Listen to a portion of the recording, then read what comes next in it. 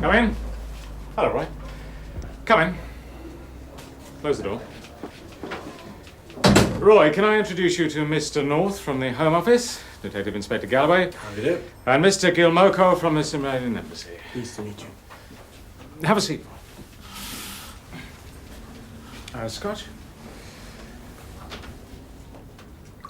Roy, Mr. Gilmoko's kindly furnished us with the information we need to crack this case.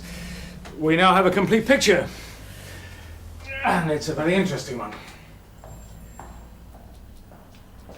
Perhaps it would be more expedient if Mr. Gilmoko explained to the inspector. Thank you. Inspector, one of our embassy officials, a junior embassy official I might add. Who will remain nameless. Quite so. Has been under close scrutiny for some time, suspected of bringing large quantities of heroin into Britain through the diplomatic bag. His motive at first was not clear and rather puzzling. There Therefore, were sinister connotations, Inspector. Security was, of course, the embassy's prime concern. Still is. we thought it prudent to allow him to continue so that we could have a clear understanding, Inspector Galloway fully understands your position. Perhaps you should come straight to the point, Mr. Gilmoko. Yes. Our man, Inspector, was being blackmailed by a Mr. Gavin. Some indiscretion concerning a young boy. The price for Gavin's silence was smuggling heroin into Britain. How long have you known about this blackmail? Only since the Foreign Office informed us that our embassy car was involved. I've checked up on Gavin, Roy. He's been involved in blackmail before. He's also known to the drug squad at the Yard. An international dealer, they told me. My official informs me that the arrangement was always the same. He would put the suitcase containing the heroin into the embassy car and drive to a rendezvous, usually a public car park. Gavin would then use the embassy car to make his deliveries. I mean, who'd think of stopping a car with diplomatic plates? Indeed. Why are you telling me all this? So that you would understand. Understand what?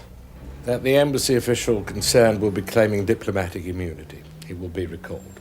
And go free. Roy. No. He will be severely punished on his return to Simbula. That I can promise you, Inspector. Inspector Galloway, Mr. Gilmoko has gone out of his way to give you this information. It shows a cooperation between our two countries to stamp out the illegal traffic in heroin. Simbula does not wish to become a point in a new golden triangle. I see. What about Gavin? Mr. Brownlow tells me you have an inside man. I don't have to tell you your job, Inspector, but surely if this man is as good as Mr. Brownlow says, he'll have no trouble infiltrating any new drugs ring Gavin may set up. And you think it'd be that easy? Well, I think a substantial reward would be an incentive, don't you, Inspector? Something could be arranged. Within reason, of course. May I say something, sir? Yes, of course. I'm sorry, but I may be out of order, you see. Out there are parents at their wits' end, unable to do anything, pouring their hearts out to me, wanting to know what I'm doing about the heroin flooding onto their estate, killing their kids. And I've got to sit here listening to you talking about this job as if it's an embarrassment of some foreign embassy. Gentlemen, there's an epidemic out there! I'm sorry, Inspector. You can assure me of nothing, Mr. North. You should be in here representing us, making the noises I'm making, not sitting there wet nursing Mr. Gilmoko. This is a Home Office problem and nothing to do with any foreign embassy. The problem's here at home, on this patch. Inspector, my department is deeply concerned about heroin abuse. There is, in fact, at this very moment, a Home Office minister heading a government working party looking into this tragic problem. But this particular matter is something entirely different. There are underlying complications which I cannot talk about, matters of which I cannot speak. I was hoping you would understand, Mr. Galloway. I understand, all right. Only you try telling them parents out there, see if they understand. Roy, I think you've said enough. You've made your point. Just bear with me a little longer, sir.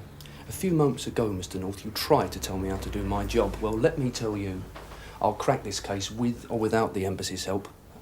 I'll get the evidence to convict Gavin. It may take me a little longer, but I'll be there. Oh, and, by the way, my inside man, for your information, was one of those parents. He's dead. He died trying to help us pull off this job. But then, you wouldn't understand about that, would you? Good day, gentlemen.